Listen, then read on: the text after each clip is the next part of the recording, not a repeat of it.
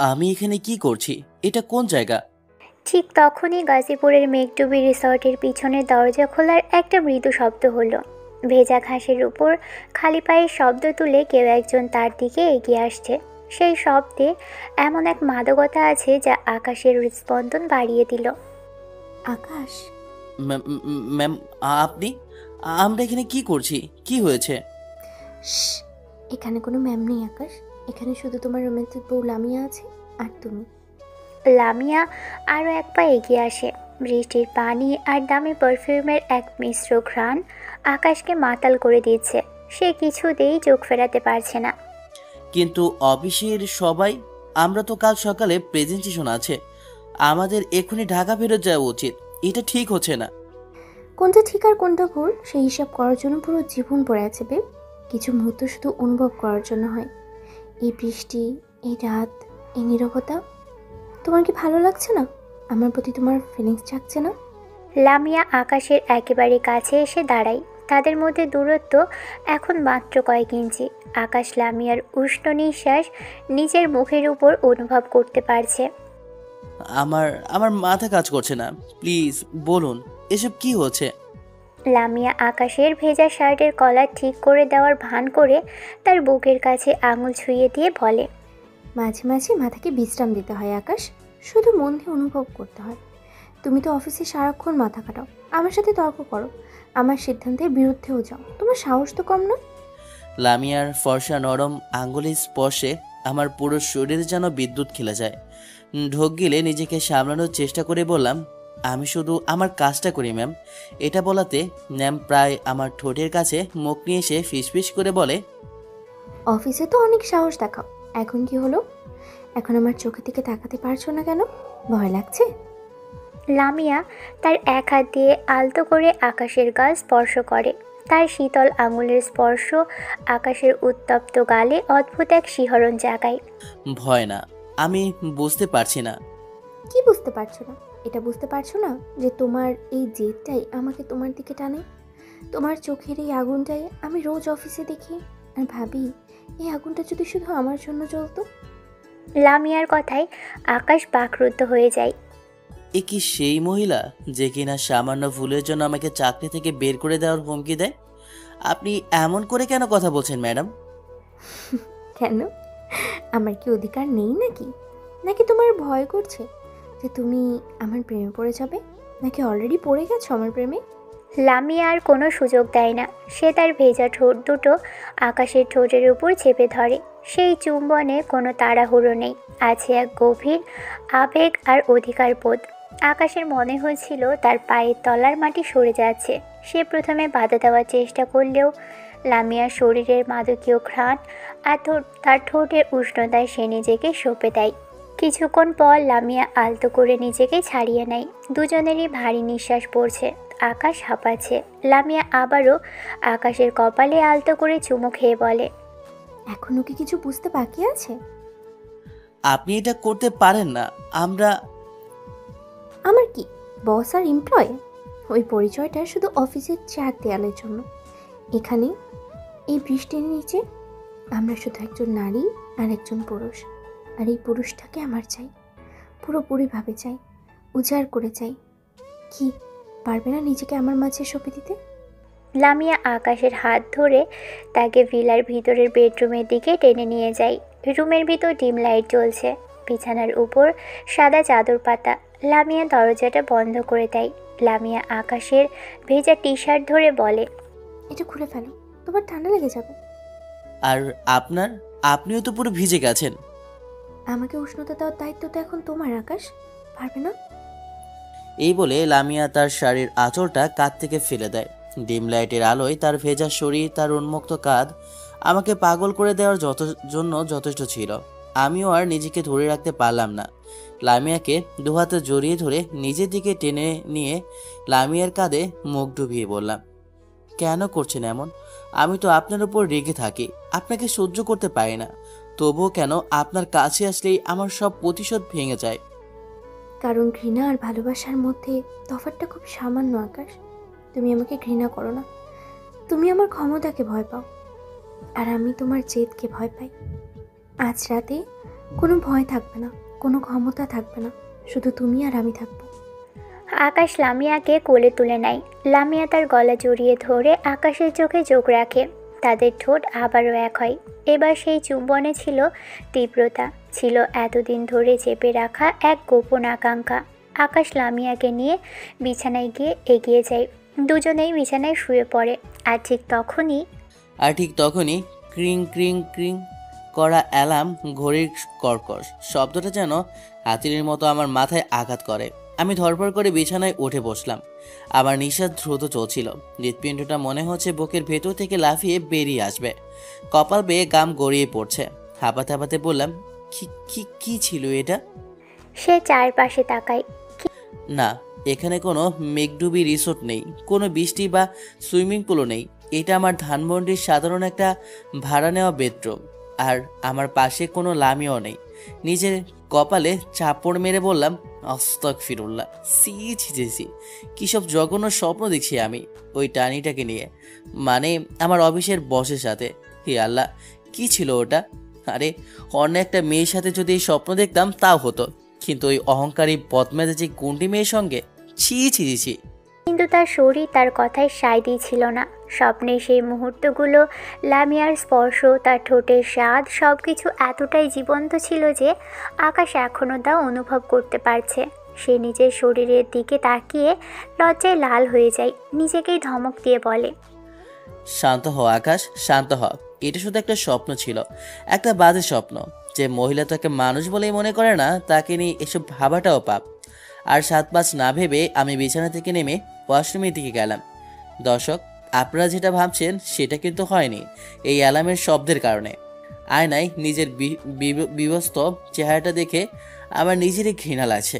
মুখে যতই অস্বীকার করি না কেন, অফিসের ওই অহংকারী গন্ডি বসের প্রতি আমার মনের গভীরে এক ধরনের নিষিদ্ধ আকর্ষণ আছে। আর এই আকর্ষণটা আমার জন্য সামনে ভয়ঙ্কর বিপদ ডেকে আনতে চলেছে।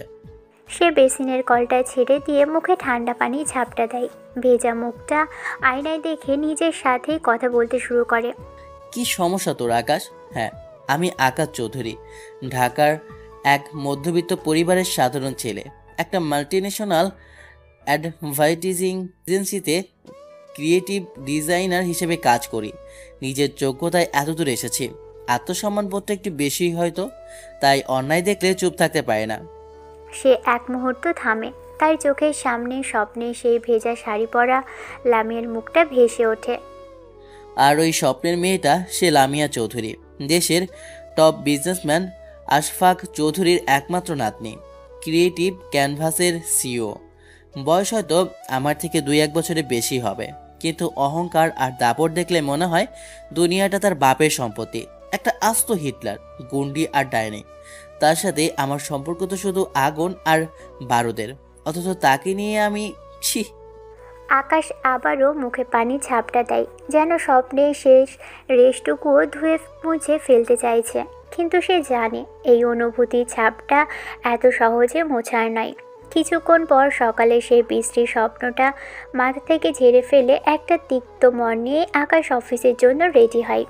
বাইক স্টার্ট দিয়ে যখন সে গুলশানের উঁচু উঁচু বিল্ডিংগুলোর দিকে এগোচ্ছিল, তখন বারবার তার মনে হয়েছিল আজকের দিনটা ভালো যাবে না। অফিসের করিডোরে পৌঁছয় সে। ক্রিয়েটিভ ক্যানভাসের কাচের দরজা ঠেলে ভিতরে ঢুকতেই আকাশ এক থমথমে পরিবেশ অনুভব করল। রিসেপশনিস্ট মেয়েটা মাথা নিচু করে কাজ করছে। পিয়ন মজিদ চাচা এক কোনায় জড়সড় হয়ে দাঁড়িয়ে আছে। বাতাসে যেন বারুদের গন্ধ। তার কলিগ রাশেদ ফিসফিস করে আকাশের পাশে এসে বলে, ভাই, আজ আর ম্যামের চোখের সামনে পড়িস না। সকাল থেকে যা চলছে মনে হচ্ছে তৃতীয় বিশ্বযুদ্ধ আজই ফেলারেই হবে। কেন, কি হয়েছে আবার?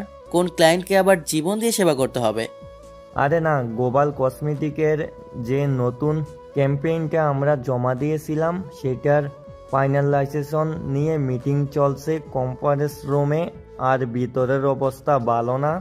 আমি কিছু বলার আগেই কনফারেন্স রুম থেকে কাঁচ ভাঙার মতো তীব্র এক চিৎকারের শব্দ ভেসে এলো।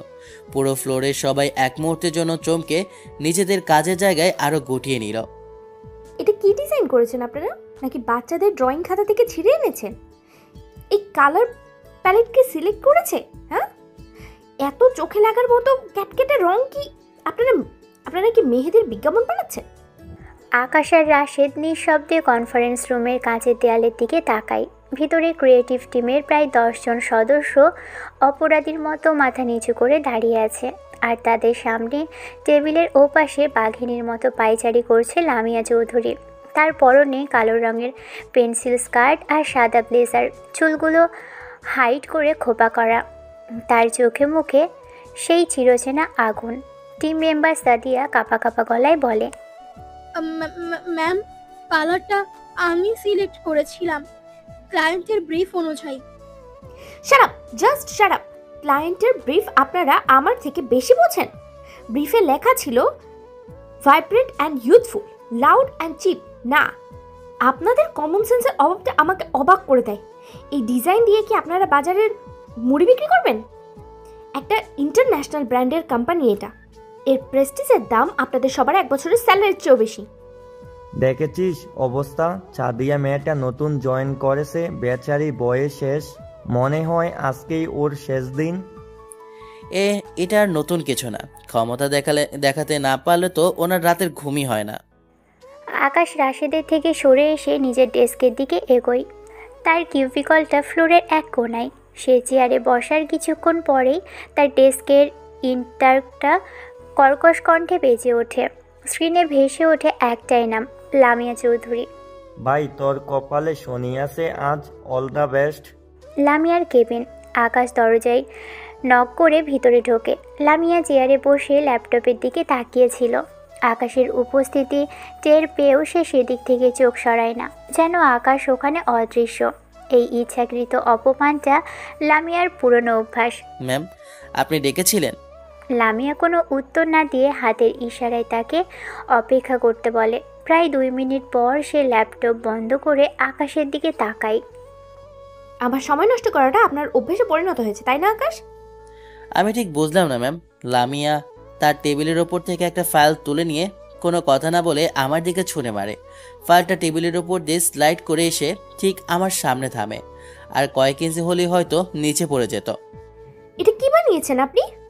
রিদম স্টেপ এর নতুন ক্যাম্পেইনের আইডিয়া চেয়েছিলাম আমি, কোনো রূপকথার গল্প লিখতে বলিনি। এই আইডিয়াটা আমার একদম পছন্দ হয়নি।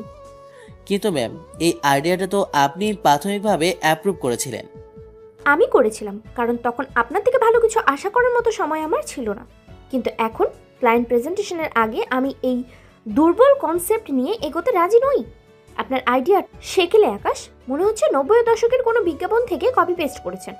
আমাদের ক্লায়েন্ট একটা গ্লোবাল ব্র্যান্ড, কোনো পাড়ার মোড়ের চায়ের দোকান না। অপমানে আকাশের কান গরম হয়ে ওঠে।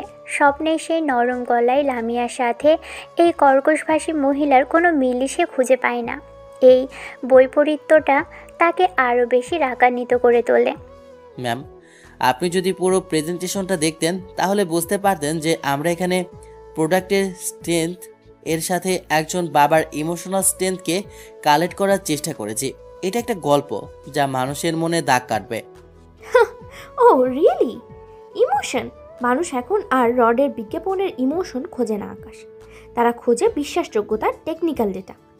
আপনার এই গল্প নিয়ে হয়তো কোনো নাটক বানানো যাবে, কিন্তু কয়েকশো কোটি টাকার প্রোডাক্ট বিক্রি করা যাবে না। আপনার ভাবনাটা খুব বেশি মধ্যবিত্ত। মধ্যবিত্ত শব্দটা লামিয়া এমনভাবে উচ্চারণ করলো যেন এটা একটা গালি। আকাশ তার চোয়াল শক্ত করে নিজেকে নিয়ন্ত্রণ করে। আমার মনে হয় আপনি টার্গেট অডিয়েন্সকে ভুল বুঝছেন ম্যাম। যারা বাড়ি বানায় তারা শুধু রড বা সিমেন্ট কেনে না, তারা একটা স্বপ্ন কেনে। আমাদের দেশের প্রেক্ষাপটে এই ইমোশনাল কানেকশনটা খুব জরুরি। আমি বর্তমান মার্কেট ট্রেন্ড অ্যানালাইজ করেই এই আইডিয়াটা ডেভেলপ করেছি। Don't you dare to teach me about market trends. আমি এই কোম্পানিটা নিজের হাতে তৈরি করেছি। যখন আপনার মতো ছেলেরা ভার্সিটির ক্যান্টিনে বসে আড্ডা দিত, আমার কাছে ডেটা আছে, আপনার কাছে আছে শুধু ধারণা। লামিয়া তার টেবিলের ড্রয়ার থেকে আরেকটা ফাইল বের করে। এ নিন আমাদের কম্পিউটার KSRM স্টিল এর লাস্ট ক্যাম্পেইনের অ্যানালিস্টিক রিপোর্ট। দেখুন তারা কতটা অ্যাগ্রেসিভ আর টেক ফোকাস মার্কেটিং করেছে, আর আপনি পড়ে আছেন বাবা মেয়ের ভালোবাসা নিয়ে। কম্পিটিটর যা করেছে আমাদেরও তাই করতে হবে এমন তো কোনো মানে নেই। আমরা নতুন কিছু সেট করতে পারি। আমি কোনো নতুন ট্রেডে সেট করার ঝুঁকি নিতে চাই না, ঠিক আছে? আমার ক্লায়েন্টের টাকা নিয়ে এক্সপেরিমেন্ট করার জন্য এই অফিসটা না। আপনার হাতে 3 ঘন্টা সময় আছে। এই সময়ের মধ্যে আমাকে সম্পূর্ণ নতুন, অ্যাগ্রেসিভ এবং আধুনিক একটি আইডিয়া নিয়ে এসে দেখাবেন। না হলে আপনার রেজিগনেশন লেটারটা আপনার আইডিয়ার সাথে আমার টেবিলে এসে পৌঁছায়। আকাশ স্তব্ধ হয়ে দাঁড়িয়ে থাকে। 3 ঘন্টায় একটা নতুন ক্যাম্পেইনের আইডিয়া ডেভেলপ করা প্রায় অসম্ভব। এটা সরাসরি তাকে অপমান করে বিদায় করে দেওয়ার একটা কৌশল। ম্যাম, এই আইডিয়াটা কাজ করবে, আমি এটার উপর বিশ্বাস রাখি। আপনি হয়তো আমার ভাবনার গভীরতাটাকে ধরতে পারছেন না, অথবা ধরতে চাইছেন না। এই কথাটা শুনেই লামিয়ার শীতল মুখটা রাগে লাল হয়ে যায়। সে তার হাতে তালু দিয়ে সজোরে টেবিলে একটা থাপ্পড় মারে। সেই শব্দে পুরো টেবিলটা কেঁপে ওঠে। আকাশের দিকে আঙুল তুলে বলে, আমি কি ধরতে পারছি আর পারছি না সেটার সার্টিফিকেট আপনার কাছ থেকে নিতে হবে না। আমি যা মনে করি এই অফিসে সেটাই ফাইনাল। আমি যা বলছি তাই হবে। নাও get out of my office, get out. আমি আর একটা শব্দ উচ্চারণ করিনি। আমি জানি এই মুহূর্তে কথা বাড়ানোর মানে নিজের পায়ে নিজে কোড়ার মারা। আমি শান্তভাবে ফাইলটা হাতে নিয়ে কেবিন থেকে বেরিয়ে আসলাম। কিন্তু আজ সকালে সেই স্বপ্নের পর এই সংঘাতটা আমার কাছে অন্যরকম লাগছে। রাগ বা অপমানের চেয়েও বেশি করে মনে হচ্ছে এক অদ্ভুত বিভ্রান্তি। যে নারীটি স্বপ্নে আমার এতটা কাছে ছিল, বাস্তবে সে আমার থেকে 1000 মাইল দূরের একজন মানুষ। সময় যেন বাতাসের গতিতে ছুটছে। আকাশের সামনে খোলা ল্যাপটপ, চারপাশে ছড়িয়ে ছিটিয়ে আছে কাগজের টুকরো। সে একবার কফিতে চুমুক দিচ্ছে, আরেকবার মাথায় হাত দিয়ে কিবোর্ডের উপর ঝুঁকে পড়ছে। 3 ঘন্টার চ্যালেঞ্জটা সে ব্যক্তিগতভাবেই নিয়েছে। এটা এখন আর শুধু চাকরি বাঁচানোর লড়াই নয়, এটা তার আত্মসম্মানের লড়াই।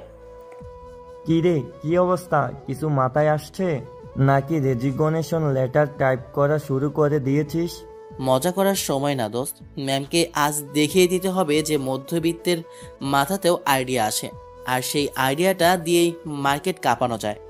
তোর সাহস দেখে অবাক হচ্ছি। আমার হলে তো এতক্ষণে মজিদ চাচাকে বলে দিতাম আমার ডেস্কটা খালি করে ফেলতে। যাই হোক, কোনো হেল্প লাগলে বলিস। শুধু দোয়া করিস যেন ডেডলাইনের আগে কিছু একটা দাঁড় করাতে পারি। ঠিক 3 ঘন্টা পর দুপুর 2টায় আকাশ তার চেয়ার ছেড়ে ওঠে। তার চোখ দুটো উত্তেজনায় এবং পরিশ্রমে লাল। সে প্রিন্টার থেকে গরম গরম কয়েকটা কাগজ নিয়ে সোজা লামিয়ার কেবিনের দিকে হাঁটা দেয়। পুরো ফ্লোরের উৎসুক চোখ তখন তাকে অনুসরণ করছে। আমি কোনো রকম ভনিতা না করে সরাসরি লামিয়ার সামনে গিয়ে দাঁড়ালাম। আমার হাতে ধরা কাগজগুলো লামিয়ার ডেস্কের উপর রাখলাম। লামিয়া একবার আমার দিকে আর একবার কাগজগুলোর দিকে তাকাচ্ছে, তার মুখে তাচ্ছিল্যের হাসি। সময় শেষ আকাশ।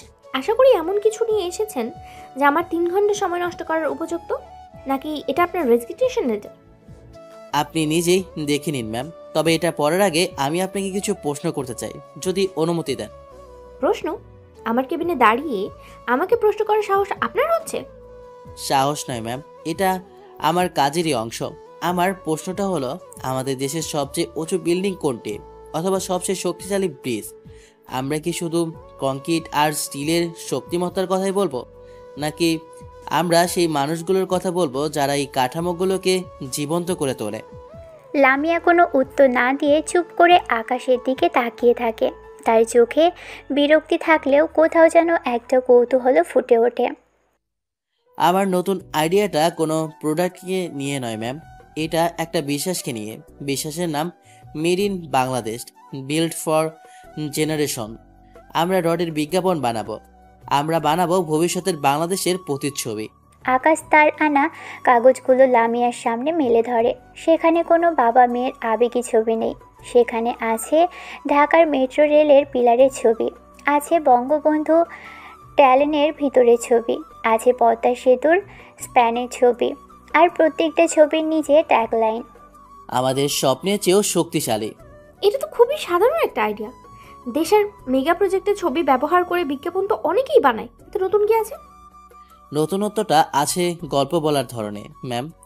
আমরা কোনো অভিনেতা ব্যবহার করব না, আমরা দেখাবো সেই সব ইঞ্জিনিয়ার আর শ্রমিকদের যারা নিজেদের ঘাম আর শ্রম দিয়ে এই স্বপ্নগুলোকে সত্যি করেছে।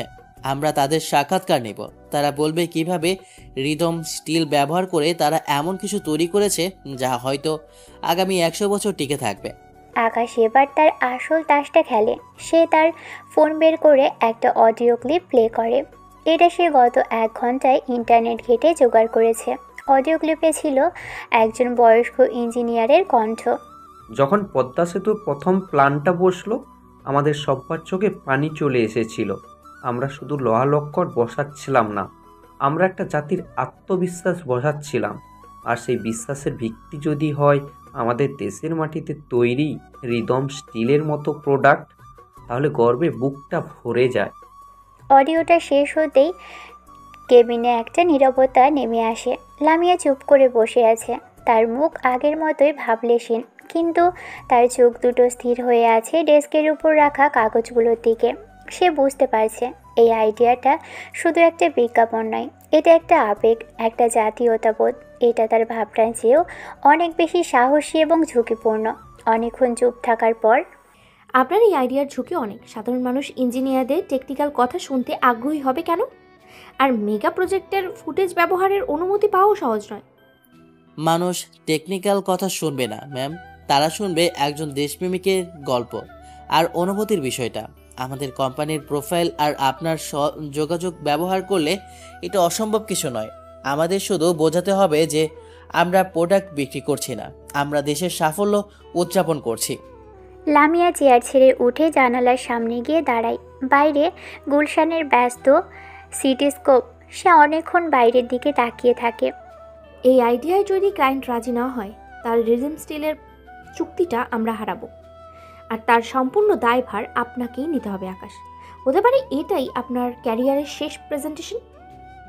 আমি এই ঝুঁকিটা নিতে প্রস্তুত ম্যাম, কারণ আমি আমার আইডিয়ার উপর বিশ্বাস রাখি। ঠিক আছে, এই আইডিয়ার উপরে ভিত্তি করে প্রেজেন্টেশন তৈরি করুন। পরশুদিন ক্লায়েন্টের সাথে মিটিং। আর মনে রাখবেন, একটা ছোট্ট ভুলও আমি সহ্য করবো না। ঠিক প্রেজেন্টেশনের দিন ক্লায়েন্ট অফিস। রিদম স্টিলের বোর্ডরুমে পিনপত নীরবতা। লামিয়া, আকাশ এবং তাদের টিমের সদস্যরা ক্লায়েন্টের সামনে বসে আছে। প্রেজেন্টেশন শেষ। আকাশ তার জীবনের সেরাটা দিয়ে আইডিয়াটা উপস্থাপন করেছে। এখন শুধু ফলাফলের অপেক্ষা। ক্লায়েন্ট মিস্টার জামান বলেন, অসাধারণ।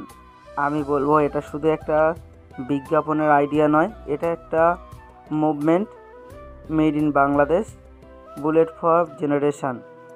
এই লাইনটা আমার মাথায় গেঁথে গেছে। আমরা এমন কিছু খুঁজছিলাম যা আমাদের ব্র্যান্ডকে শুধু একটা স্টিল কোম্পানি হিসেবে না, বরং দেশ গঠনের একজন অংশীদার হিসেবে প্রতিষ্ঠা করবে। মিস্টার জামানের কথায় পুরো বোর্ডরুম করতালিতে ফেটে পড়ে। আকাশের সহকর্মীরা তার পিঠ চাপড়ে দেয়। আকাশ স্বস্তির নিঃশ্বাস ফেলে লামিয়ার দিকে তাকায়। লামিয়া, আমি সব সময় জানতাম আপনার কোম্পানির ক্রিয়েটিভিটির ম্যান অন্য পর্যায়ে, কিন্তু আজ আপনারা নিজেরাও ছাড়িয়ে গেছেন। We are selling this deal right now. চুক্তিটা পাওয়ার পর সবাই উচ্ছ্বাসিত।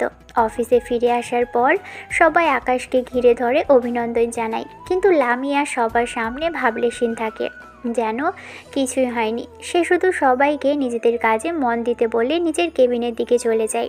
সন্ধ্যায় লামিয়ার কেবিনে। অফিস প্রায় খালি হয়ে গেছে। আকাশ তার জিনিসপত্র গোছাচ্ছে। এমন সময় পিয়ন এসে জানায় লামিয়া তাকে ডাকছে। আকাশ একটু অবাক হয়ে লামিয়ার কেবিনে যায়। ম্যাম, আপনি ডেকেছিলেন? লামিয়া তখনও ল্যাপটপে কাজ করছিল। সে আকাশের দিকে না তাকিয়ে কথা বলা শুরু করে। আজকের প্রেজেন্টেশনটা ভালো ছিল, কাজটা ভালো হয়েছে। আকাশ চমকে ওঠে। এই প্রথম লামিয়ার মুখে সে সরাসরি কোনো প্রশংসা শুনল। তার অবাক হওয়াটা এতটাই স্পষ্ট ছিল যে সেটা লামিয়ার চোখ এড়ায় না। এবার আকাশের দিকে তাকিয়ে ঠোঁটের কোণে হালকা হাসি দিয়ে বলে, কি অবাক হচ্ছেন? আমি ভালো কাজকে ভালো বলতে জানি Akash, but don't get over confident. এটা শুধু একটা শুরু। পরের বার আমি এর থেকেও ভালো কিছু আশা করব। ধন্যবাদ ম্যাম, আমি আমার সেরাটা দেওয়ার চেষ্টা করব। গুড, এখন আপনি যেতে পারেন। আমি কেবিন থেকে বেরিয়ে আসি, মনে এক অদ্ভুত প্রশান্তি। আজ আমি শুধু একটা চুক্তি জিতিনি, আমি আমার অহংকারী বসের কাছ থেকে এক টুকরো সম্মানও আদায় করে নিয়েছি। আর এই অনুভূতিটা আমার কাছে চুক্তি জেতার চেয়েও অনেক বেশি মূল্যবান ছিল। রাত 8টায় নিস্তব্ধতা ভেঙে পার্কিং লটের দেয়ালে ধাক্কা খাচ্ছে একটা উত্তেজিত কণ্ঠস্বর। আকাশ তার বাইকের পাশে দাঁড়িয়ে হেলমেটটা হাতে নিতেই থমকে যায়। পিলারের ওপাশ থেকে ভেসে আসা কণ্ঠটা আর কারো নয়, স্বয়ং লামিয়া চৌধুরীর।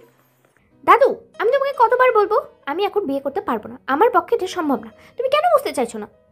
আকাশ কৌতূহলবশত পিলারের আড়ালে সরে দাঁড়ায়।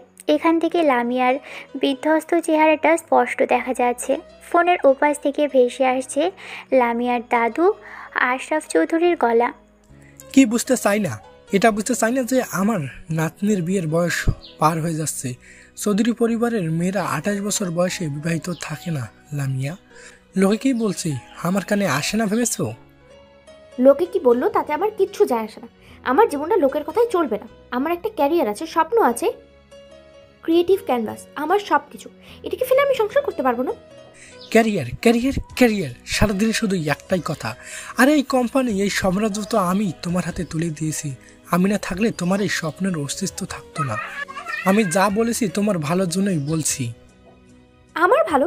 কোনটা আমার ভালো সেটা আমি বুঝবো দাদু।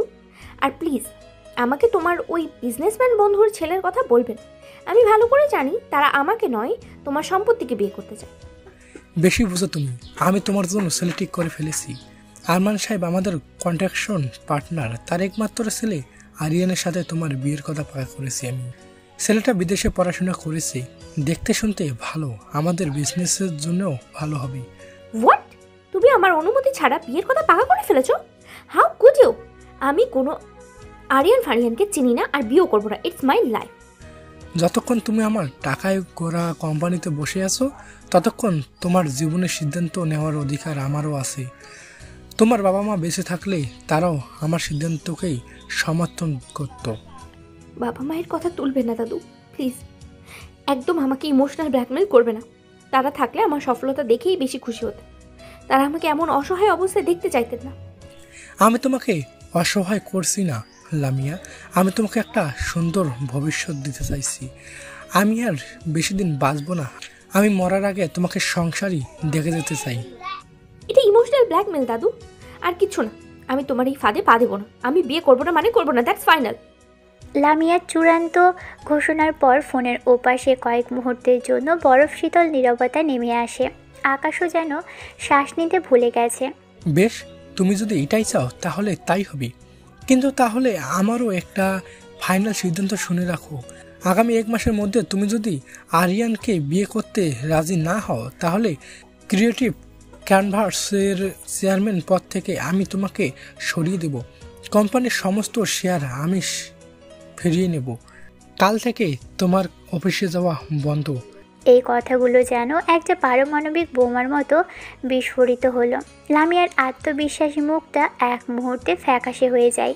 তার হাত থেকে প্রায় ফোনটা পড়েই যাচ্ছিল। তুমি এটা করতে পারো না দাদু।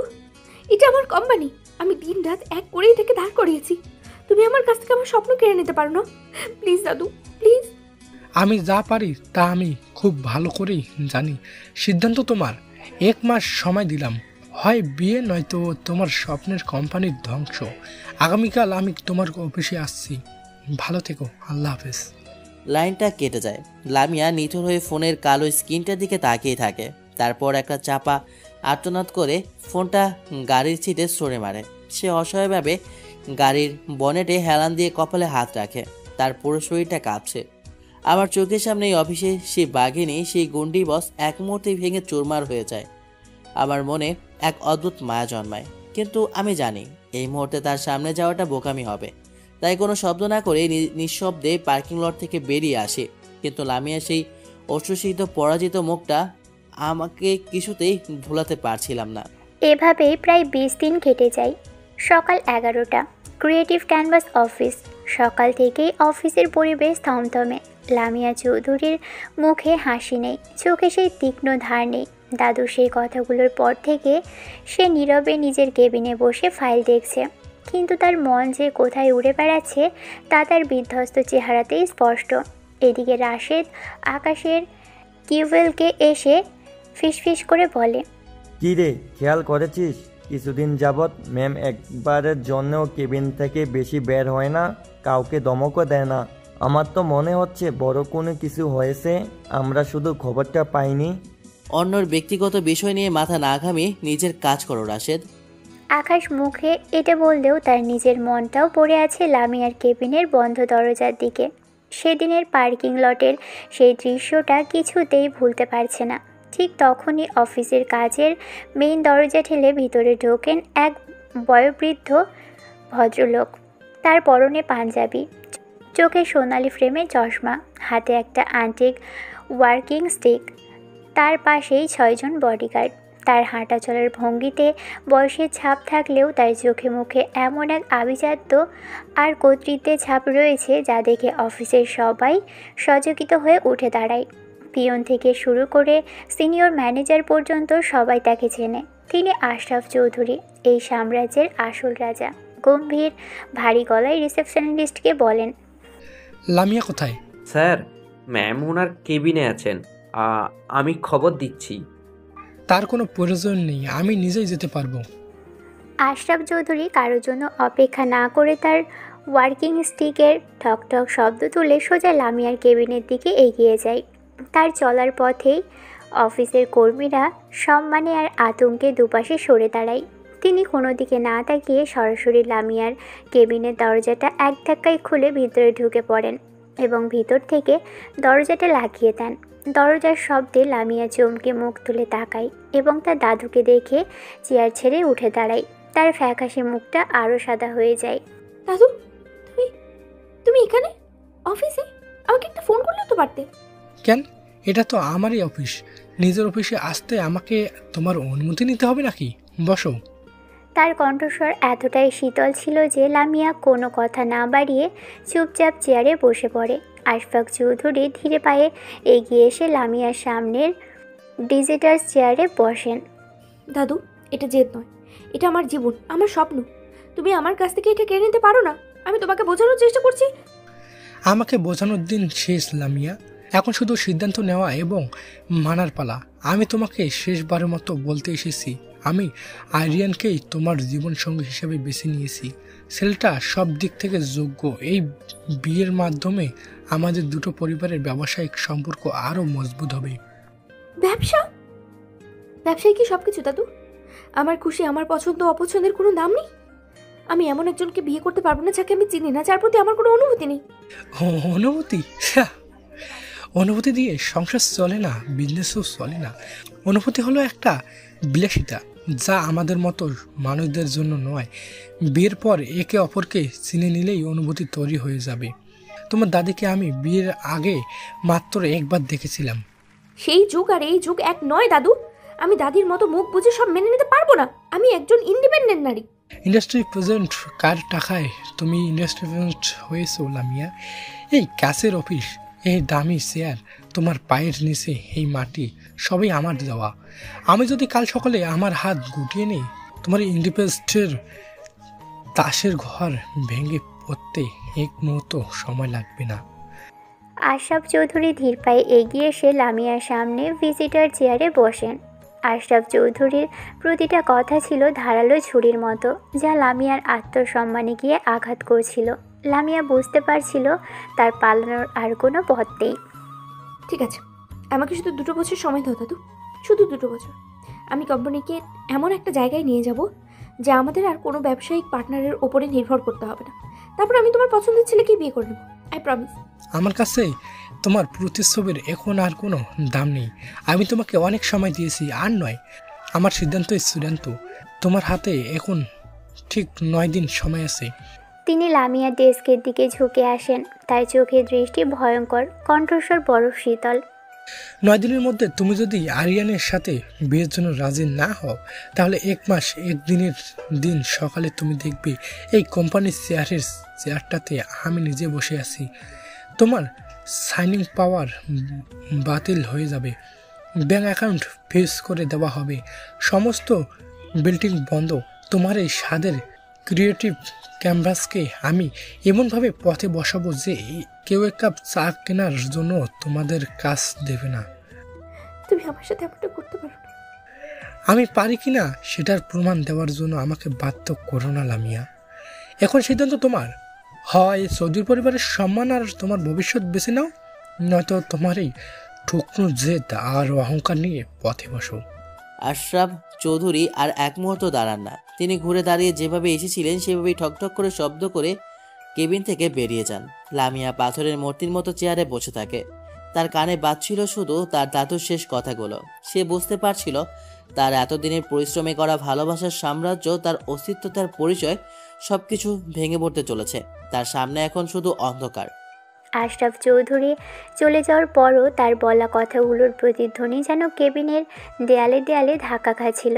লামিয়া পাথরের মতো নিথর হয়ে চেয়ারে বসে আছেন।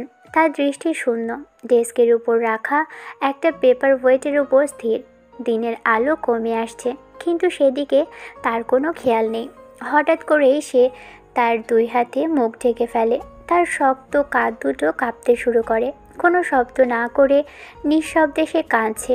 তার এতদিনের অহংকার, তার দাপট, তার পরিচয় সব কিছু যেন আজ তার দাদুর এক হুমকিতেই ধুলোয় মিশে গেছে। তার সামনে এখন দুটো পথ, হয় আত্মসমর্পণ করে আরিয়ান নামের অজানা এক লোককে বিয়ে করা, নয়তো নিজের হাতে গড়া স্বপ্নকে ধ্বংস হয়ে যেতে দেখা। সব শেষ, আমি সব হারাতে চলেছি। বাবা, মা, তোমরা কোথায়? দেখো তোমাদের মেয়ে আজ কতটা একা, কতটা অসহায়। কান্নার দমকে তার শরীরটা কুঁকড়ে আসে, কিন্তু কয়েক মুহূর্ত পরেই সে ঝটকা দিয়ে মুখ থেকে হাত সরিয়ে নেয়। কান্নার দমকে তার চোখ দুটো লাল, কিন্তু সেই লাল চোখের মণিতে এখনও অশ্রুর বদলে দাউ দাউ করে জ্বলছে এক প্রতিশোধের আগুন। সে কোনোভাবেই হার মানবে না। না, আমি এভাবে হারতে পারি না। লামিয়া চৌধুরী কখনো হারে না। দাদু, তুমি যা চেয়েছো তাই হবে। তুমি বিয়ে দেখতে চাও তো বেশ, আমি বিয়ে করব, কিন্তু তোমার পছন্দের ছেলেকে নয়। আমি এমন একজনকে বিয়ে করব যাকে দেখে তোমার সব পরিকল্পনা ভেস্তে যাবে। তার মাথায় তখন ঝড় বইছে। বাঁচার জন্য, নিজের সাম্রাজ্যকে বাঁচানোর জন্য সে যে কোনো কিছু করতে প্রস্তুত। তার মাথায় তখন এক অদ্ভুত চিন্তা খেলে যায়। আমি এমন একজনকে বিয়ে করব যা আমার দাদুর ক্ষমতার কাছে মাথা নত করবে না, যে আমার হাতের পুতুল হবে না, আবার প্রয়োজনে আমার পাশে দাঁড়ানোর মতো মেরুদণ্ড যার আছে। এমন একজন যাকে আমি নিয়ন্ত্রণ করতে পারবো, কিন্তু পুরোপুরি ভাঙতে পারবো না। আর এইসব শর্ত মেলানোর পর তার মাথায় তখন কেবল একটাই নাম, একটাই মুখ বারবার ঘুরপাক খাচ্ছে। আকাশ। হ্যাঁ, আকাশ, সেই ছেলেটা যে আমার চোখের দিকে তাকিয়ে কথা বলার সাহস রাখে, যে আমার সিদ্ধান্তের বিরুদ্ধে যুক্তি দেখায়, যার জেদ আর আত্মসম্মান বোধ আমাকে বিরক্ত করলেও কোথাও যেন সমীহ করতেও বাধ্য করে। কিছুক্ষণ পর লামিয়া তার ইন্টারকমে রিসেপশনিস্টকে ফোন করে। তার গলা এখন শান্ত, কিন্তু বরফের মতো শীতল। আকাশকে আমার কেবিনে পাঠান, এক্ষুনি। আকাশ তখন দিনের শেষ কাজগুলো গোছাচ্ছিল। ম্যামের দাদুই ঝড়ের মতো আগমন আর প্রস্থানের পর থেকেই তার মনটা খচখচ করছিল। ঠিক তখনই ইন্টারকমে তার ডাক আসে। কিরে, আবার ডাক? আজ তো তোর উপর দিয়ে সব জ্বর যাচ্ছে মনে হচ্ছে। আমারও তাই মনে হচ্ছে। দয়া করিস যেন চাকরিটা নিয়ে ফিরতে পারি। লামিয়ার কেবিনে। আকাশ দরজায় নক করে ভিতরে ঢোকে। কেবিনের ভিতরটা কেমন যেন অন্ধকার আর ঘুমট। লামিয়া জানালার সামনে দাঁড়িয়ে বাইরের শহরের দিকে তাকিয়েছিল। তার অবয়বটা কাছের জানালায় প্রতিবিম্বিত হয়েছে। ম্যাম, আপনি ডেকেছিলেন? লামিয়া ঘুরে দাঁড়ায়। তার মুখে কোনো অভিব্যক্তি নেই। সে তার ডেস্কের দিকে এগিয়ে গিয়ে ড্রয়ার থেকে একটা নীল রঙের ফাইল বের করে। তারপর সেটা নিয়ে আকাশের সামনে এসে দাঁড়ায়। বসার দরকার নেই, এটা ধরুন। আকাশ দ্বিধা নিয়ে ফাইলটা হাতে নেয়। সে অবাক হয়ে ভাবে, এটা আবার কোন নতুন প্রজেক্টের ফাইল? এটা কিসের ফাইল ম্যাম? খুলে দেখুন। আকাশ ফাইলটা খোলে। প্রথম পাতাটা দেখেই তার চোখ দুটো গোল হয়ে যায়। বড় বড় করে টাইপ করা, ম্যারেজ কন্ট্রাক্ট এগ্রিমেন্ট। সে দ্রুত পাতা উল্টাতে থাকে।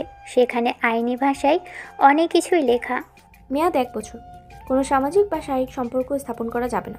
চুক্তির গোপনীয়তা বজায় রাখতে হবে, ইত্যাদি ইত্যাদি। What is this ma'am? এটা কি কোনো মজা?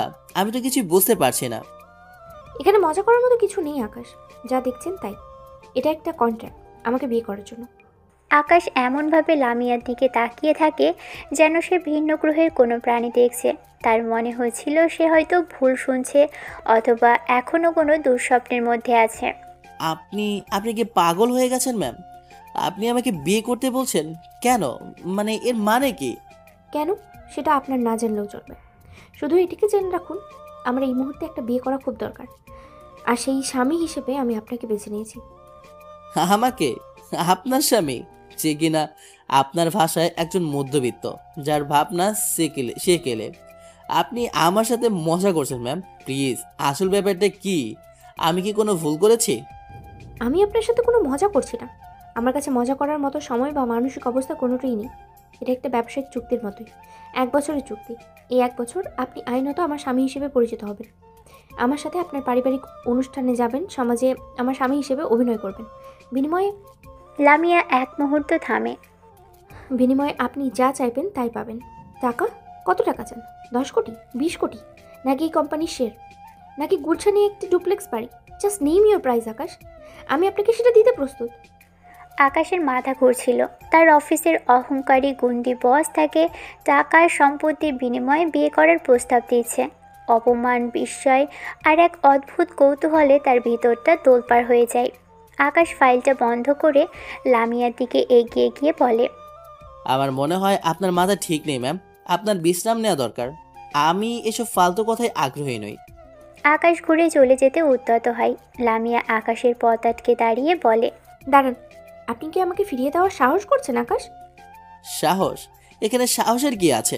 আপনি আমাকে কিনতে চাইছেন ম্যাম, আমার আত্মসম্মানকে কিনতে চাইছেন। আমি দুঃখিত, কিন্তু আমি বিক্রির জন্য নই।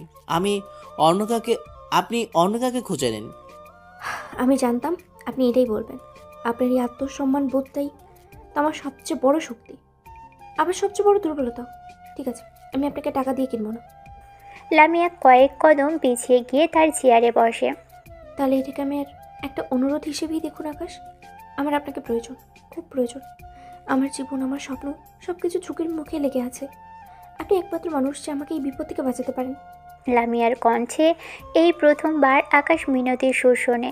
অফিসের সেই বাঘিনীর এই অসহায় আত্মসমর্পণ তাকে ভিতর থেকে নাড়িয়ে দেয়। আমি কিভাবে আপনাকে সাহায্য করতে পারি? আর তার জন্য এই বিয়ের নাটক করারই বা কি প্রয়োজন? আমি আপনাকে সবটা খুলে বলতে পারবো না, শুধু এটুকু বলতে পারি, এটা কোনো নাটক নয়, এটা আমার অস্তিত্ব রক্ষার লড়াই। আপনি যদি রাজি হন, আমি আপনার কাছে সারা জীবন কৃতজ্ঞ থাকবো। আকাশ হতভম্ব হয়ে লামিয়ার দিকে তাকিয়ে থাকে। সে কি বলবে, কি করবে কিছুই বুঝতে পারছিল না। তার সামনে দাঁড়িয়ে থাকা নারীটি কি সত্যিই লামিয়া চৌধুরী, নাকি অন্য কেউ? আমি আপনাকে জোর করবো না, ফাইলটা আপনার কাছেই রাখুন। ভালো করে পড়ুন, ভাবুন। আপনার সিদ্ধান্ত জানার জন্য আমি আপনাকে 24 ঘন্টা সময় দিলাম। তাহলে এই সময়ের মধ্যে আপনি যদি আমাকে আপনার সিদ্ধান্ত না জানান, আমি ধরে নেব আপনার উত্তর না। আমি কোনো কথা না বলে ফাইলটার দিকে তাকিয়ে আছি। আমার পৃথিবীটা যেন এক মুহূর্তে ওলটপালট হয়ে গেছে। আমার অফিসের অহংকারী গন্ডি বস, যে নারীটিকে নিয়ে আমি কিছুদিন আগেও ভয়ঙ্কর সব স্বপ্ন দেখেছি, সেই নারী আজ আমার সামনে নিজেকে বাঁচানোর জন্য এক অদ্ভুত বিয়ের প্রস্তাব নিয়ে হাজির হয়েছে। 2 দিন পর আশফাক চৌধুরীর বাড়িধারার বাসভবন। বিশাল ড্রয়িং রুম জুড়ে পিনপত নীরবতা। দামি কার্পেটের উপর নতমুখে দাঁড়িয়ে আছে লামিয়া, আর তার পাশে কিছুটা অস্বস্তি নিয়ে দাঁড়িয়ে আছে আকাশ। তাদের সামনে সোফায় বসে আছেন আশফাক চৌধুরী। তার মুখটা রাগে থমথম করছে, কপালে ফুটে উঠেছে নীলশিরা। আশফাক চৌধুরী টেবিলের উপর সজোরে চাপড় মেরে বলে, তোমার সাহস কি করে হয় লামিয়া? আমার সিদ্ধান্তের বিরুদ্ধে গিয়ে তুমি রাস্তার একটা ছেলেকে বিয়ে করে আমার সামনে এসে দাঁড়ানোর? তোমার পরিচয় কি? তুমি আশরাক চৌধুরীর নাতনি? সেই কথাটা কি ভুলে গেছো? আমি তোমার নাতনি দাদু, কোনো বাজারের পণ্য নই যে তুমি যার হাতে খুশি তুলে দেবে। আর আকাশ রাস্তার কোনো ছেলে নয়, সে আমার অফিসের একজন যোগ্য এমপ্লয় এবং এখন আমার স্বামী। আর ওকে আমি অনেক আগে থেকেই ভালোবাসি। স্বামী? কত টাকা দিয়ে কিনেছো একে? তোমার তো টাকার অভাব নেই। বলো ছেলে, কত টাকা পেয়েছো আমার নাতনিকে বিয়ে করার জন্য? 10 লাখ, 20 লাখ, নাকি 1 কোটি? আকাশের অপ্রত্যাশিত শান্ত কিন্তু ধারালো জবাবে আশফাক চৌধুরী এক মুহূর্তের জন্য থমকে যান। তিনি এমন উত্তর আশা করেননি। দাদু, আমি বিয়ে করে ফেলেছি। কাজী ডেকে সাক্ষী রেখে মুসলিম শরীয়ত মেনেই আমাদের বিয়ে হয়েছে। এখন তুমি রাগারাগি করে তো আর কোনো সত্যিটা বদলাতে দিতে পারবে না। তুমি চেয়েছিলে আমি বিয়ে করি, আমি করেছি। এখন অন্তত আমাকে দোয়া করো। দোয়া? তুমি আমার সম্মানটা ধুলে মিশিয়ে দিয়ে এসেছো, আর এখন আমার কাছে দোয়া চাইছো? ঠিক আছে, বিয়ে যখন করেই ফেলেছো তখন আর কি করার আছে। কিন্তু একটা কথা কান খুলে শুনে রাখো লামিয়া, এই ছেলের সাথে যদি তোমার সম্পর্ক 1 বছরের বেশি থেকে, তাহলে আমি আমার অর্ধেক সম্পত্তি তোমাদের নামে লিখে দেব। আর যদি না টেকে, তাহলে কোম্পানির শেয়ারের কথা তুমি চিরদিনের জন্য ভুলে যাবে।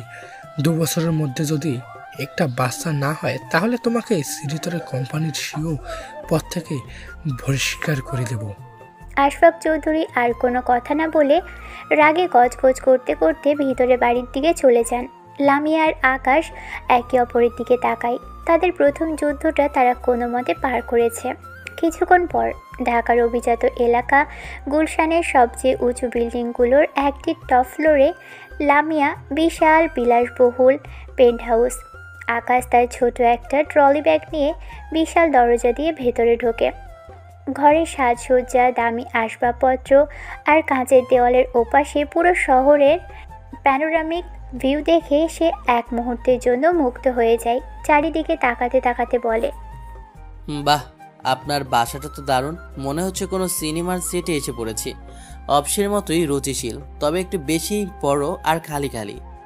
লামিয়া আকাশের কথায় কোনো পাত্তা না দিয়ে সোজা ড্রয়িং রুমের মাঝখানে থাকা কফি টেবিলে তার ব্যাগটা রাখে।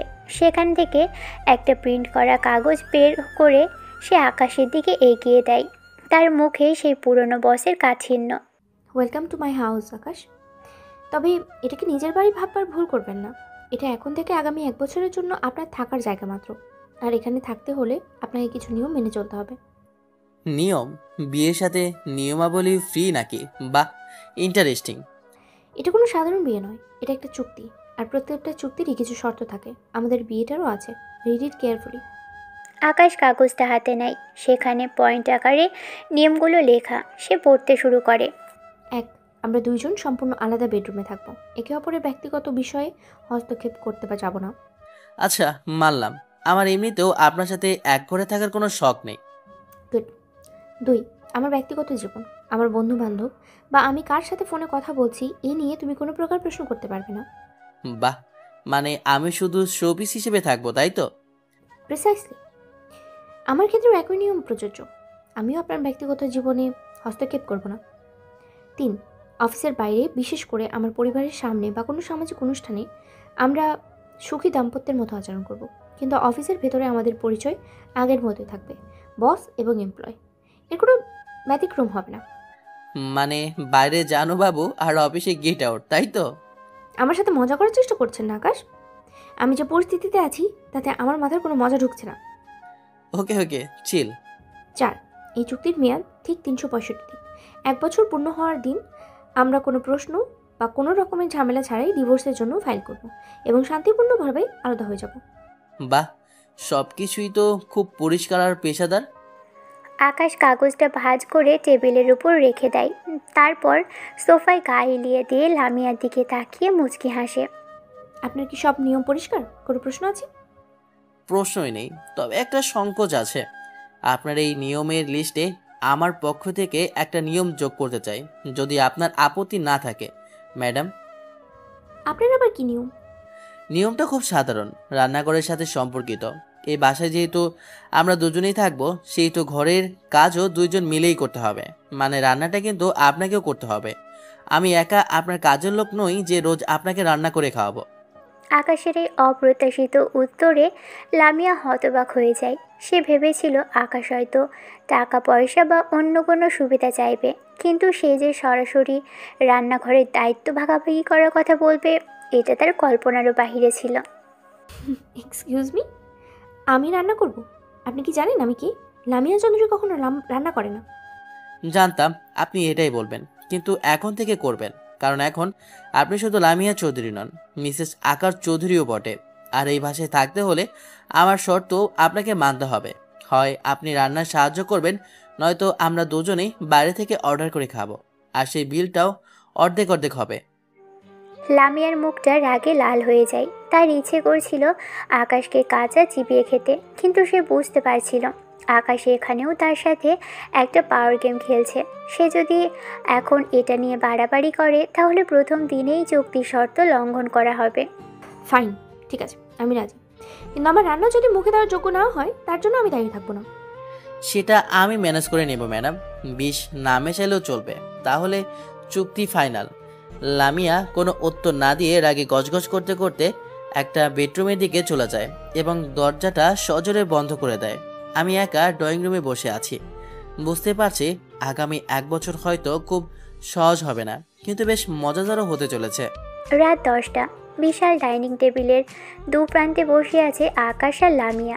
তাদের সামনে দামি ক্রোরারিজে সাজানো খাবার, যা অনলাইনে অর্ডার করা হয়েছে। কারণ রান্নার দায়িত্ব ভাগাভাগি চুক্তির প্রথম দিনেই লামিয়া ঘোষণা করেছে যে তারা স্মুথ নেই। ঘরের ভিতর এসি চলছে, মৃদু আলো জ্বলছে, কিন্তু দুজনের মাঝখানে নীরবতাটা এতটাই ভারী যে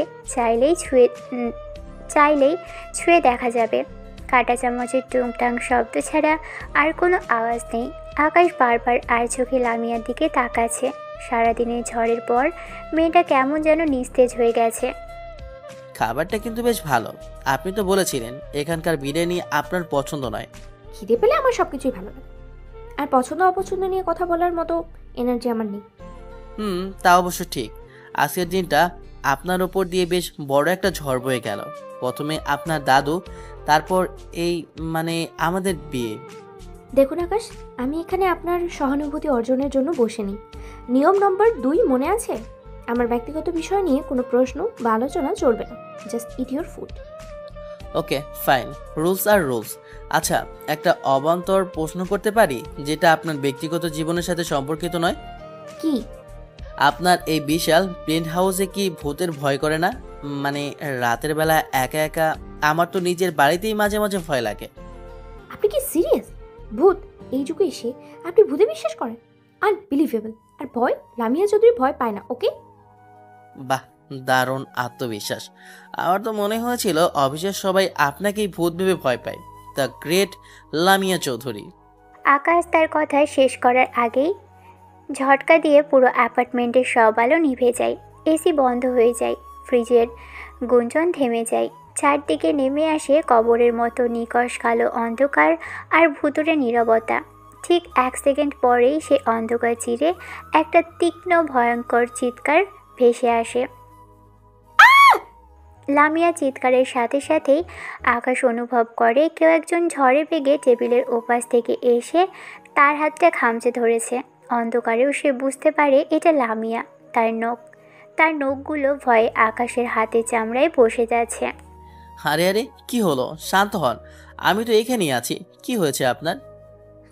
লাইট লাইট কেন চলে গেল? জেনারেটর অন হয়নি কেন? লোডশেডিং হয়েছে হয়তো।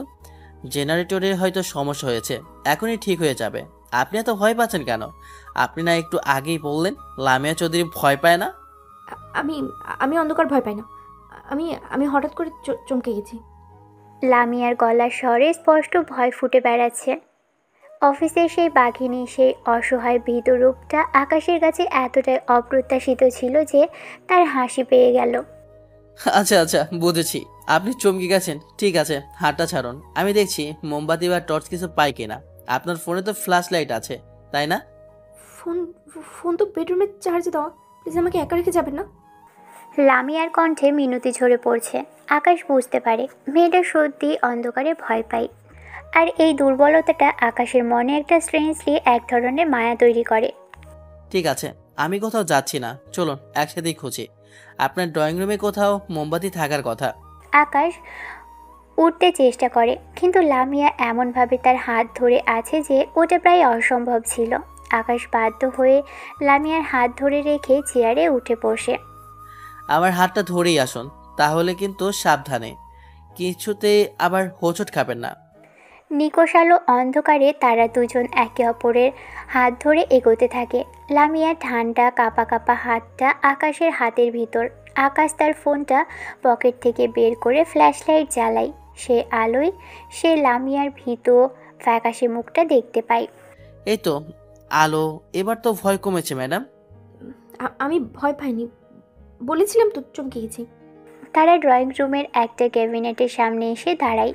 আকাশ এক হাতে ফোন ধরে অন্য হাতে ড্রয়ারগুলো খুলতে থাকে। পেয়েছি, এই তো মোমবাতি আর ম্যাচ, দাঁড়ান আমি জ্বালাচ্ছি।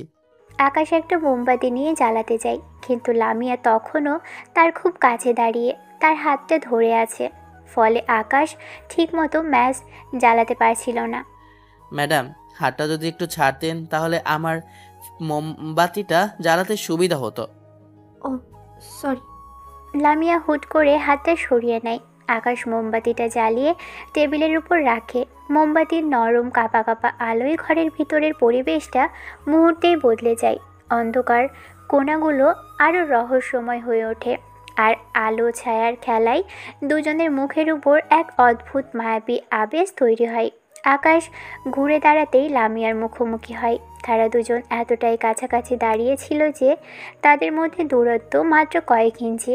মোমবাতির নরম আলোয় লামিয়ার ভীত মায়াবী মুখটা দেখে আকাশ এক মুহূর্তের জন্য স্তব্ধ হয়ে যায়। তার এলোমেলো কয়েকটা চুল মুখের উপর এসে পড়ে।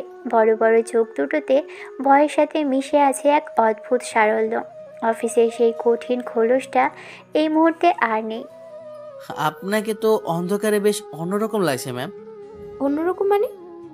মানে সুন্দর। ভয়ের কারণে হয়তো আপনার চোখের কাঠিন্যতা চলে গেছে। একদম সাধারণ একটা মেয়ের মতো লাগছে। লামিয়া আকাশের এই অপ্রত্যাশিত প্রশংসায় চমকে ওঠে। সে কিছু বলতে পারে না, শুধু আকাশের চোখের দিকে তাকিয়ে থাকে। মোমবাতির আলোয় আকাশের চোখ দুটোতেও এক গভীর মায়া চিকচিক করছে। আকাশ নিজেকে আর সামলাতে পারে না। সে আলতো করে তার হাতটা বাড়িয়ে লামিয়ার গালে পড়ে থাকা চুলগুলো সরিয়ে দেয়। তার আঙুলের উষ্ণ স্পর্শে লামিয়ার পুরো শরীর যেন একটা শিহরণ খেলে যায়। সে বাধা দেয় না, মন্ত্রমুগ্ধের মতো তাকিয়ে থাকে। সত্যিই ভয় পাচ্ছেন তাই না? ছোটবেলায় একবার ঝড়ের রাতে একা ঘরে আটকে পড়েছিলাম, তখন থেকে অন্ধকারটা সহ্য করতে পারি না। এই প্রথম লামিয়া তার ব্যক্তিগত দুর্বলতার কথা আকাশের সামনে স্বীকার করে। তাদের মধ্যেকার সমস্ত নিয়ম, সমস্ত চুক্তি যেন এই মুহূর্তে অর্থহীন হয়ে যায়। আকাশ আলতো করে লামিয়ার গালটা স্পর্শ করে। লামিয়া চোখ বন্ধ করে ফেলে। তাদের মধ্যে প্রথমবার এক তীব্র রোমান্টিক মুহূর্ত তৈরি হয়। আকাশ ধীরে ধীরে লামিয়ার মুখের দিকে ঝুঁকে থাকে। উদ্দেশ্য সবারই জানা। ঠিক তখনই ঝটকা দিয়ে ঘরের সব আলো জ্বলে ওঠে। এসি চলতে শুরু করে। কারেন্ট চলে এসেছে। সেই তীব্র আলোয় দুজনেরই ঘোর কেটে যায়। তারা যেন সম্বিত ফিরে পায়। দুজনেই অপ্রস্তুত হয়ে প্রায় লাফিয়ে একে অপরের কাছ থেকে দূরে সরে যায়। লামিয়ার মুখটা লজ্জায় লাল হয়ে যায়। আকাশও অপ্রস্তুতভাবে অন্যদিকে তাকিয়ে নিজের চুল ঠিক করতে থাকে। আমি আমি আমার রুমে যাচ্ছি, আপনি ডিনার শেষ করে লাইট অফ করে দেবেন। লামিয়ার এক মুহূর্ত দাঁড়ায় না। সে প্রায় দৌড়ে নিজের ঘরের দিকে চলে যায় এবং সদরের দরজাটা বন্ধ করে দেয়। আমি একা সেই উজ্জ্বল আলোয় দাঁড়িয়ে আছি। হৃৎপিণ্ডে তখনও দ্রুত গতিতে চলছিল। আমার মনে হচ্ছিল এই চুক্তিভিত্তিক বিয়েটা যতটা সহজ ভেবেছিলাম অতটাও সহজ হবে না। এই অচেনা মেয়েটির অপ্রত্যাশিত দুর্বলতা আর মায়াবী রূপ আমার নিজের নিয়ন্ত্রণের বাইরে চলে যাচ্ছে। পরের দিন সকাল 10টা, ক্রিয়েটিভ ক্যানভাস অফিস ফ্লোর।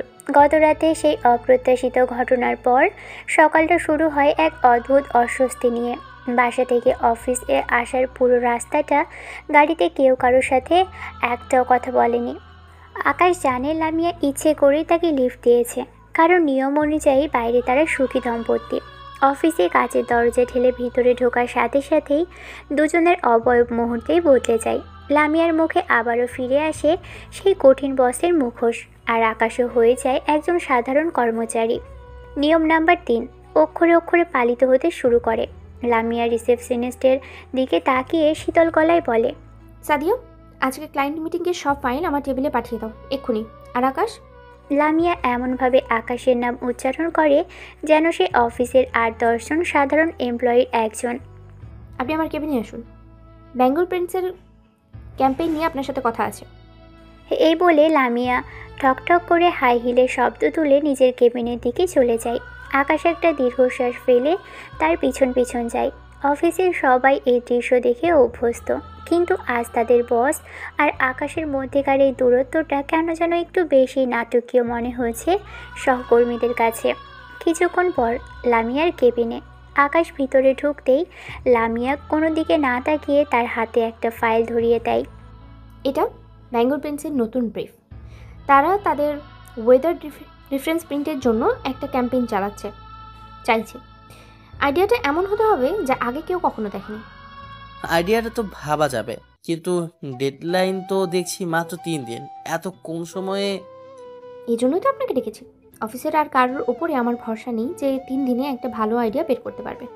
আপনাকে পারতেই হবে, আমার স্বামী বলে কথা, নো এক্সকিউজ।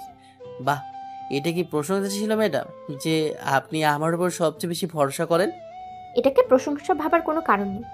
এটা আপনার দায়িত্ব, আর দায়িত্ব পালনে ব্যর্থ হলে তার পরিণাম কি হতে পারে সেটা আপনার ভালো করেই জানা আছে। এখন যান, কাজ শুরু করুন। যাচ্ছি, কিন্তু যাওয়ার আগে একটা কথা। কাল রাতে আপনি যে ভয় পেয়েছিলেন সেটার জন্য আপনাকে মোটেও দুর্বল লাগেনি, বরং আকাশ, রুলস। অফিসের ভিতরে আমরা শুধু বস আর এমপ্লয়, ভুলে গেছেন? ভুলিনি, কিন্তু অফিসের বাইরে যখন আমরা স্বামী স্ত্রী তখন তো সেই স্মৃতিগুলো অফিসের মাথায় ঘুরপাক খাবে, তাই না? নাকি আপনার নিয়ম অনুযায়ী আমাদের ব্রেনেও দুটো আলাদা সুইচ থাকা উচিত, একটা অফিসের জন্য আর একটা বাড়ির জন্য? আকাশের এই খোঁজায় লামিয়া রেগে গেলেও কিছু বলতে পারে না, কারণ কথাটা যুক্তিহীন নয়। অযথা কথা বাড়াবেন না, কাজে মন দিন। 3 দিন পর আইডিয়া আমার টেবিলে যায়। ঠিক 3 দিন পর কনফারেন্স রুমে বেঙ্গল পেন্টস এর ক্লায়েন্টদের সামনে প্রেজেন্টেশন চলছে। আকাশ তার আইডিয়া উপস্থাপন করছে, পুরো টিম তার কাজে মুগ্ধ, কিন্তু ক্লায়েন্টদের একজন মিস্টার কবির কিছুতেই সন্তুষ্ট হতে পারছেন না। আপনার আইডিয়াটা ভালো আকাশ, কিন্তু আমার মনে হচ্ছে এটা একটু বেশি আবরান আবসার্ড। আমরা তো শুধু ঢাকা শহরের জন্য পেন্ট বানাই না, গ্রামের মানুষ এটার সাথে কিভাবে কন্ট্যাক্ট করবে? স্যার, আমাদের টার্গেট অডিয়েন্স মূলত শহরের মধ্যবিত্ত, যারা নিজেদের বাড়ির সুরক্ষা নিয়ে বেশি চিন্তিত। তবে আপনার পয়েন্টটাও গুরুত্বপূর্ণ। আমরা চাইলে ক্যাম্পেইনের দ্বিতীয় ধাপে গ্রামীণ প্রেক্ষাপট যোগ করতে পারি। আকাশ যখন ক্লায়েন্টকে সামলানোর চেষ্টা করছে তখন সে খেয়াল করে যে ক্লায়েন্টের একটা ডেটা ভুল দেখানো হয়েছে। এটা তার নিজেরই তৈরি করা স্লাইড, একটা ছোট কিন্তু চোখে পড়ার মতো ভুল। ক্লায়েন্টরা চলে যাওয়ার পর লামিয়া পুরো টিমকে কনফারেন্স রুমে দাঁড় করিয়ে রাখে। তার চোখ থেকে যেন আগুন ঝরছে। তার সেই আগুনের মূল লক্ষ্যবস্তু হলো আকাশ। এটা কি ছিল আকাশ? প্রেজেন্টেশনের মাঝখানে ভুল ডেটা? আপনার কি কোনো ধারণা আছে এটার জন্য কোম্পানির ইমেজ কতটা খারাপ হতে পারত? ক্লায়েন্টের সামনে আমাদের কতটা ছোট হতে হয়েছে? ম্যাম, আমি খুবই দুঃখিত। এটা অনিচ্ছাকৃত ভুল। আমি রাতে কাজ করার সময় হয়তো খেয়াল করিনি। খেয়াল করেননি? একটা মাল্টি-বিলিয়ন ডলারের কোম্পানির ক্যাম্পেইন নিয়ে কাজ করার সময় আপনার খেয়াল থাকে না? তাহলে আপনার এখানে কাজ করাটাই বা কি দরকার? আপনার মতো দায়িত্বজ্ঞানহীন এমপ্লয় আমার কোম্পানিতে কোনো প্রয়োজন নেই। লামিয়ার চিৎকারে পুরো রুম স্তব্ধ, সবাই মাথা নিচু করে দাঁড়িয়ে আছে। আকাশ অপমানে লাল হয়ে যায়। সে জানে এই ঝড়ের কিছুটা অভিনয়, কিন্তু কথাগুলো তার আত্মসম্মানে গিয়ে লাগছে। রাশেদ মনে মনে বলে, ইস, আকাশ ভাইটাকে সবার সামনে এভাবে অপমান না করলেও পারতো ম্যাম। এই ভুলের জন্য আজকের দিনটা যদি আমাদের হাত থেকে বেরিয়ে যায় তাহলে তার সব দায়ভার আপনাকেই নিতে হবে Akash. You will be held responsible. মিটিংটি শেষ, সবাই এখন যেতে পারে। সবাই একে একে বেরিয়ে গেলেও আকাশ সেখানেই দাঁড়িয়ে থাকে।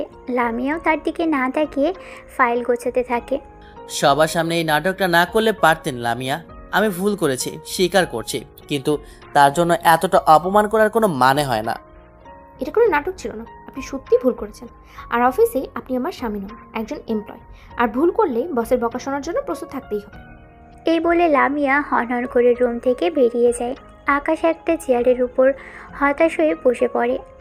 1 ঘন্টা পর আকাশের ডেস্কে সে মনমরা হয়ে তার ডেস্কে বসে আছে। সবার সামনে অপমানের পর তার আর কিছুতেই কাজে মন বসছে না। ঠিক তখনই পিয়ন মজিদ চাচা একটা কফির মগ নিয়ে তার সামনে এসে দাঁড়ায়। আকাশ ভাই, এইটা আপনার জন্য। আমার জন্য? আমি তো কফি অর্ডার করিনি চাচা। বড় ম্যাম তার কেবিন থেকে পাঠাইছেন, কইলেন আপনার নাকি মাথা ধরছে, তাই উনি নিজে বানায়া পাঠাইছে। আকাশ অবাক হয়ে কফির মগটার দিকে তাকায়। এটা লামিয়ার নিজের হাতে বানানো ব্ল্যাক কফি, যার ঘ্রাণ সে চেনে। একটু আগে যে মহিলা তাকে সবার সামনে ছেড়ে খেলো, সে আবার লুকিয়ে তার জন্য কফি পাঠাচ্ছে। আকাশের ঠোঁটের কোণে অজান্তে একটা হাসি ফুটে ওঠে। এই দ্বৈত জীবনটা তাকে বিভ্রান্ত করলেও লামিয়ার এই ছোট ছোট যত্নগুলো তার ভালো লাগতে শুরু করেছে। সে কফির মগে চুমুক দিতেই তার ফোনের মেসেজ টিউনে শব্দ হয়, লামিয়ার মেসেজ। সরি বলে নিয়ম আমাদের চুক্তিতে, তাই কফিটা পাঠালাম। আর ডেটাটা আমি ক্লায়েন্টকে মেল করে শুধরে দিয়েছি, ডিলটা আমরাই পাচ্ছি। এই মেসেজটা পাওয়ার পর আকাশের সব রাগ, সব অপমান ধুয়ে মুছে সাফ হয়ে যায়। সে বুঝতে পারে তাদের ঝগড়ার মধ্যে এখন শুধু পেশাগত সংঘাত নেই, এর মাঝে মিশে গেছে এক অদ্ভুত অধিকারবোধ আর গোপন যত্ন। এভাবেই আরও কিছুদিন কেটে যায়। একদিন অফিসের ক্যান্টিন লাঞ্চ টাইমে এই ঘটনার পর থেকেই অফিসের সহকর্মীদের মধ্যে কানাঘোষা শুরু হয়ে যায়। সাদিয়া রাশেদকে বলে, রাশেদ ভাই, ব্যাপারটা খেয়াল করেছেন? ম্যাম আকাশ ভাইকে যতটা বকেন ততটাই আবার খেয়ালও রাখেন। সেদিন মিটিংয়ে অমন ঝাড়ির পর আবার কফি পাঠালেন। আরে আমিও তো এটাই ভাবছি, আগে তো শুধু জারিয়ে দিত, এখন জারির সাথে আদরও দিচ্ছে। ডাল মে কুচ কালা হ্যায়, বুঝলি? আমার তো মনে হয় এদের মধ্যে নির্ঘাত কোনো চক্কর চলছে, না হলে কোনো বস তার এমপ্লয়ের জন্য এত মাথা ঘামায় না। হয়তো কোনো গোপন অ্যাফেয়ার। এই ধরনের কথাগুলো এখন অফিসের বাতাসে ভেসে বেড়াচ্ছে। আমি আর লামিয়া দুজনেই তো টের পাই, কিন্তু আমাদের নিখুঁত অভিনয়ের সামনে কেউ সরাসরি কিছু বলার সাহসই করে না। তবে এই সন্দেহগুলোই আমাদের দ্রুত জীবনকে আরও জটিল আর রোমাঞ্চকর করে তুলেছিল। প্রায় 2 মাস পর রাত 1টা, লামিয়ার পেন্ট হাউস। ঝুম বৃষ্টি হচ্ছে বাহিরে। আকাশ তার ঘরে বসে ল্যাপটপে কাজ করছিল। হঠাৎ রান্নাঘরের দিক থেকে কিছু একটা ভেঙে পড়ার বিকট শব্দে সে চমকে ওঠে। সাথে সাথেই ভেসে আসে একটা চাপা আর্তনাদের শব্দ। লামিয়া, আপনি ঠিক আছেন? কি হয়েছে? কোনো উত্তর না পেয়ে আকাশ প্রায় দৌড়ে রান্নাঘরের দিকে যায়। গিয়ে দেখে মেঝেতে কাচের টুকরো ছড়িয়ে ছিটিয়ে আছে, আর তার মাঝখানে দাঁড়িয়ে আছে লামিয়া। তার এক হাতে ধরা ভাঙা কাচের গ্লাস, অন্য হাত দিয়ে সে তার পা চেপে ধরে আছে। অন্ধকারে হয়তো সে পানি খেতে এসে পা পিছলে পড়ে গেছে। কিভাবে হলো এসব? আপনার পায়ে কি লেগেছে দেখি? আমি আমি ঠিক আছি, কিছু হয়নি। পা পিছলে গ্লাসটা হাত থেকে পড়ে গেছে। কিছু হয়নি মানে? আপনার পা দিয়ে তো রক্ত পড়ছে। আপনি কি পাগল নাকি? খালি পায়ে কাচের উপর দিয়ে হেঁটে এলেন কিভাবে? আকাশ আর কোনো কথা বলার সুযোগ না দিয়ে এক ঝটকায় লামিয়াকে কোলে তুলে নেয়। লামিয়া এই আকস্মিকতায় হতবাক হয়ে যায়। আরে কি করছেন কি? নামান আমাকে, আমি হেঁটে যেতে পারবো। চুপ, একদম চুপ। একটাও কথা বলবেন না। এমনিতেই আপনার জেদের জন্য আমার জীবনটা শেষ। এখন আবার নতুন কোনো ঝামেলা চাই না। আকাশ লামিয়াকে কোলে নিয়েই সাবধানে কাজ এড়িয়ে সোজা ড্রয়িং রুমের সোফায় গিয়ে এসে বসে। তারপর লাইট জ্বালিয়ে হাঁটু গেড়ে তার পায়ের কাছে বসে। লামিয়ার পায়ের পাতায় বেশ গভীর একটা ক্ষত, সেখান থেকে রক্ত গড়িয়ে পড়ছে। সেই দৃশ্য দেখে আকাশের বুকের ভিতরটা ছ্যাদ করে ওঠে। এটাকে আপনি কিছু হয়নি বলেন? এক্ষুনি ফার্স্ট এড বক্সটা নিয়ে আসতে হবে। কোথায় রেখেছেন ওটা? আমার বেডরুমে আছে। আকাশ দ্রুত গিয়ে ফার্স্ট এড বক্স নিয়ে আসে। সে খুব সাবধানে তুলা দিয়ে লামিয়ার ক্ষতস্থানটা পরিষ্কার করতে শুরু করে। লামিয়া ব্যথায় চোখ মুখ খিচে ফেলে। এত রাতে রান্না করে কি করছিলেন? পানি খেতে এসেছিলেন? কাল একটা খুব জরুরি মিটিং আছে, সেটার টেনশনে ঘুম আসছিল না। টেনশন? লামিয়া চৌধুরীও টেনশন করে নাকি? আমি তো ভাবলাম টেনশন নিজেই আপনাকে দেখে ভয় পায়। আমিও মানুষ আকাশ, আমারও টেনশন হয়, কষ্ট হয়, ভয় লাগে। লামিয়ার এই সহজ স্বীকারোক্তি আকাশকে অবাক করে। সে লামিয়ার পায়ের ক্ষতটাকে অ্যান্টিসেপটিক লাগিয়ে ব্যান্ডেজ করে দেয়। পুরো সময়টা লামিয়া এক দৃষ্টিতে আকাশের দিকে তাকিয়েছিল। যে ছেলেটাকে সে সারাদিন অফিসে শাসন করে, সেই ছেলে এখন কতটা যত্ন নিয়ে তার সেবা করছে। ব্যান্ডেজ করা শেষ হয়ে গেছে।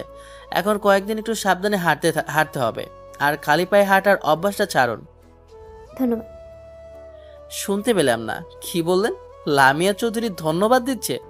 আজকের তারিখটা তো ক্যালেন্ডারে লিখে রাখতে হবে। বেশি কথা বলবে না, এখন যান, আমার ঘুম পাচ্ছে। আকাশ হাসে। সে মেঝেতে ছড়িয়ে থাকা কাঁচের টুকরোগুলো পরিষ্কার করতে চলে যায়। লামিয়া সোফায় বসে দেখতে থাকে আকাশ কতটা নিপুণভাবে সবটা পরিষ্কার করছে, যেন এটা তার নিজেরই বাড়ি। অফিসে সেই দাপুটে বসের এই দুর্বল অসহায় রূপ দেখে আকাশের ভিতরের পুরুষত্বা জেগে ওঠে।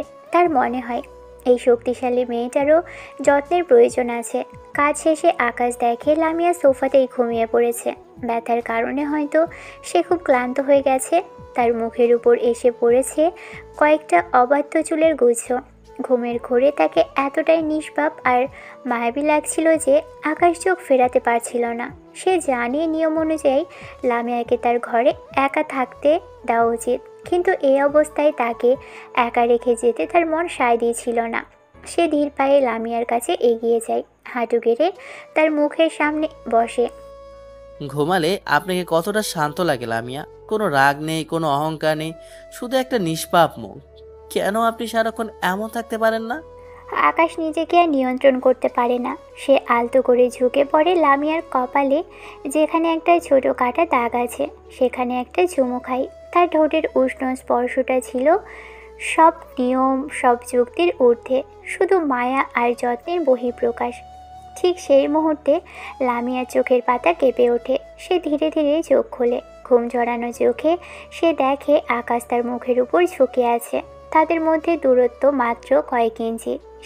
সে কি ঘটেছে তা পুরোপুরি বুঝতে পারে। আকাশ চমকে সোজা হয়ে যায়। সে ভেবেছিল লামিয়া হয়তো এখনই চিৎকার করে উঠবে, তাকে যুক্তি ভাঙার জন্য অভিযুক্ত করবে, কিন্তু লামিয়া কিছুই বলে না। সে শুধু শান্ত গভীর দৃষ্টিতে আকাশের দিকে তাকিয়ে থাকে। তার সেই অহংকারী চোখের বদলে সেখানে ছিল একরাশ মুগ্ধতা, কৃতজ্ঞতা আর অজানা এক আবেগ। আপনি এখনো জানি? না, মানে আপনি ঘুমিয়ে পড়েছিলেন, তাই ভাবলাম যদি কিছু লাগে। আমার কপালে ওটা কি ছিল? আকাশ কোনো উত্তর দিতে পারে না। সে লজ্জায় চোখ নামিয়ে নেয়। লামিয়া সোফায় উঠে বসে, আকাশের হাতটা আলতো করে ধরে। ব্যথা করছে? কিসের ব্যথা? সারাদিন অফিসে আমার বকা খান, রাতে আমার সেবা করেন, আপনার কি কষ্ট হয় না? যখন দেখি বকা দেওয়ার পর লুকিয়ে আমার জন্য কফি পাঠান, তখন আর কষ্ট থাকে না। লামিয়ার ঠোঁটের কোণে এক চিলতে মিষ্টি হাসি ফুটে ওঠে। সে আকাশের দিকে ঝুঁকে আসে। আকাশেরও হৃদস্পন্দন বেড়ে যায়। সে বুঝতে পারে না লামিয়া কি করতে চলেছে। আকাশের কানের কাছে ফিসফিস করে বলে, নিয়মগুলো মাঝে মাঝে ভাঙলে হয়তো খুব বেশি ক্ষতি হবে না, তাই না? এই বলে লামিয়া আলতো করে তার গোলাপি ঠোঁট দিয়ে আমার গালে একটা চুমু খায়। তারপর আমাকে কিছু বলার সুযোগ না দিয়ে খোঁড়াতে খোঁড়াতে নিজের ঘরের দিকে চলে যায়। আমি শুধু স্তব্ধ হয়ে সোফায় বসে রইলাম। গালে তখনও লামিয়ার ঠোঁটের উষ্ণ স্পর্শ লেগে আছে। আমি বুঝতে পারলাম আমাদের এই চুক্তির গল্পটা এখন সম্পূর্ণ নতুন একদিকে মোড় নিতে চলেছে। এক সপ্তাহ পর আশফাক চৌধুরীর বাসভবনের ড্রয়িং রুম। টেবিলের এক প্রান্তে বসে আছেন আশফাক চৌধুরী। তার মুখে মেঘ আর রোদের খেলা, আর তার মুখোমুখি বসে আছে আকাশ ও লামিয়া। এক নিখুঁত সুখী দম্পতির অভিনয় ফুটিয়ে তোলার আপ্রাণ চেষ্টায় দাদু তাদেরকে খবর দিয়ে এসেছেন। আকাশ, তোমার তো কাচ্চি বিরিয়ানি খুব পছন্দ, আর একটু নাও। তুমি দিচ্ছ, না নিয়ে কি পারি? কিন্তু তার আগে তোমার প্লেটের কাবাবটা তো শেষ করো। সেই কখন থেকে নিয়ে বসে আছো?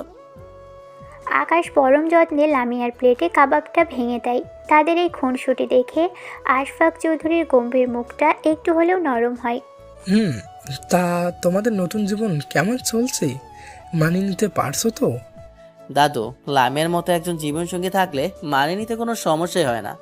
আমি তো ভাবতেও পারিনি অফিসের ওই কঠিন রাজভারী মহিলাটা ভেতরে ভেতরে এতটা কেয়ারিং আর ভালোবাসায় পরিপূর্ণ। আমি সত্যিই খুব ভাগ্যবান। আরে থামো তো, দাদুর সামনে বেশি বেশি বলছো। বরং আমি ভাগ্যবান তোমার মতো একজন সাপোর্টিভ হাজব্যান্ড পেয়ে।